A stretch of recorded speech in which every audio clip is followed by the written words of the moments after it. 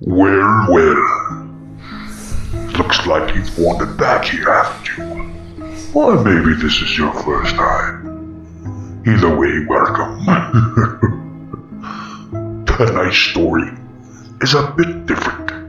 It's not just scary, it's haunting.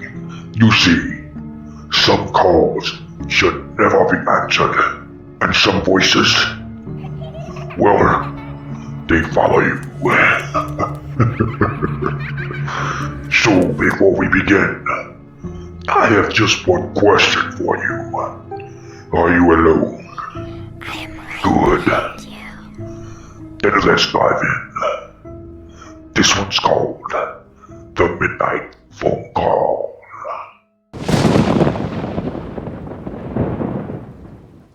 It was just past midnight when the phone rang.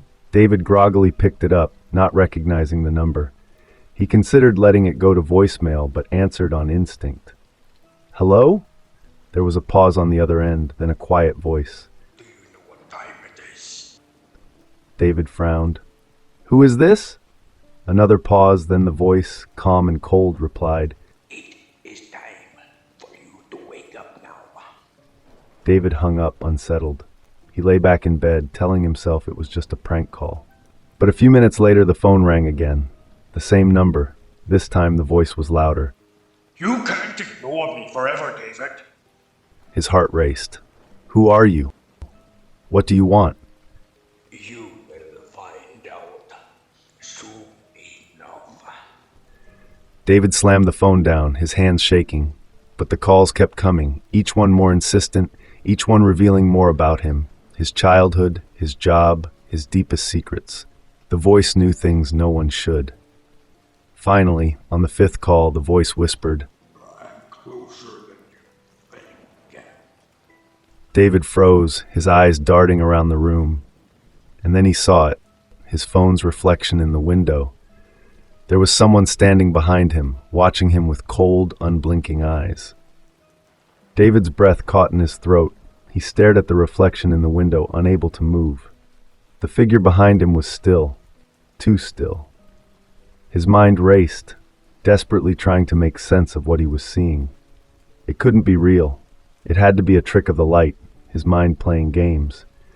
But then the figure moved. Slowly, almost casually, it stepped forward.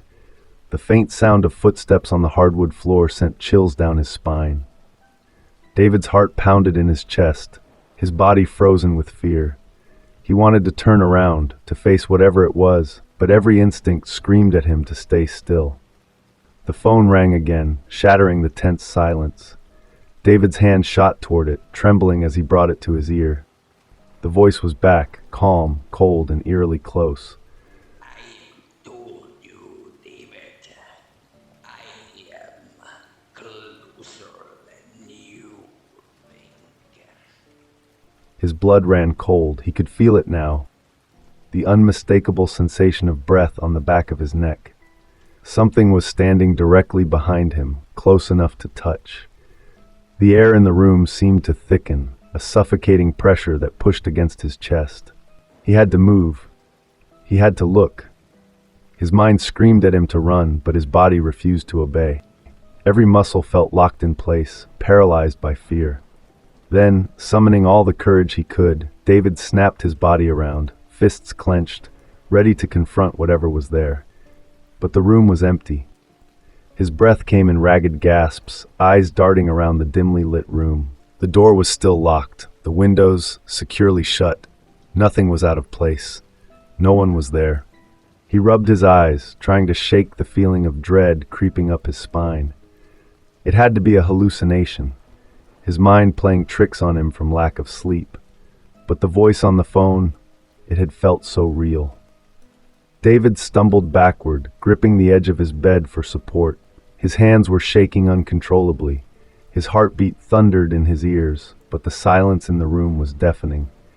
He glanced around, checking every corner, every shadow, but there was nothing, no sign of the figure he had seen in the reflection. His phone vibrated in his hand, a new message flashing on the screen. Did you double check the door? David's blood ran cold. He turned slowly, his eyes locking onto the door at the far end of the room.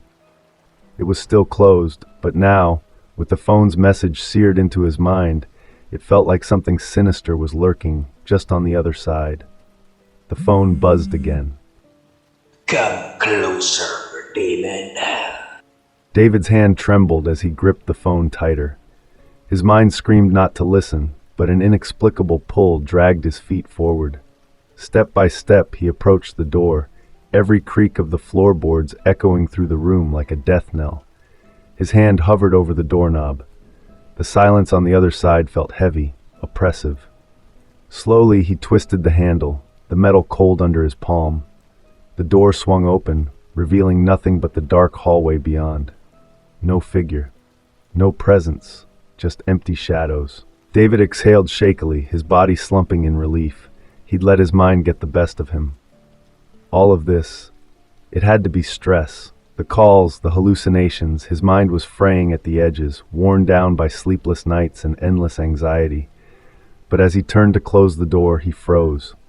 There in the darkness, just at the edge of the hallway, something moved. A figure, barely visible, its outline flickering like a mirage. It stood still, watching him. David's heart pounded, but this time he couldn't tear his gaze away. It was as though the figure had rooted him to the spot.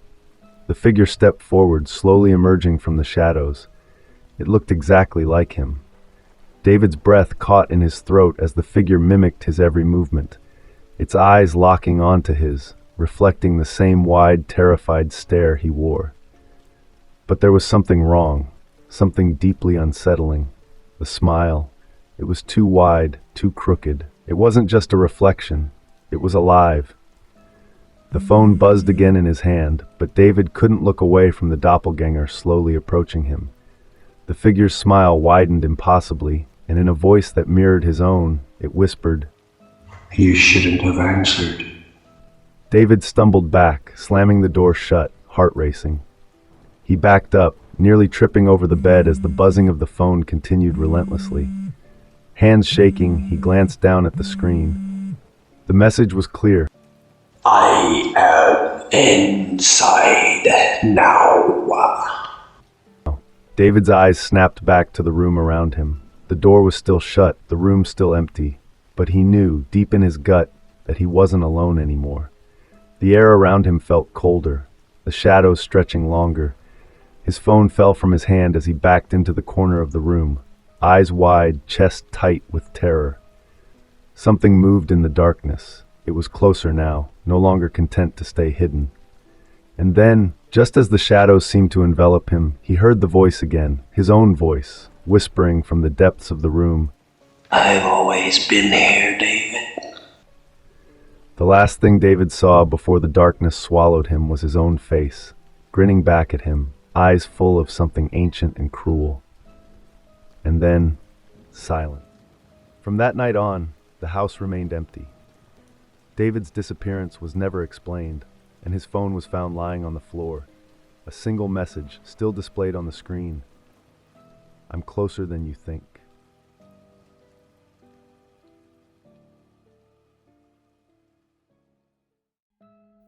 Well, that brings us to the end of our little tale. I hope you enjoyed it. Or perhaps I should say, I hope it lingers with you. After all, some stories never really leave you. So next time your phone rings late at night, maybe think twice before you answer. You never know what might be waiting on the other end. Until next time, stay safe. And remember, I'll be watching.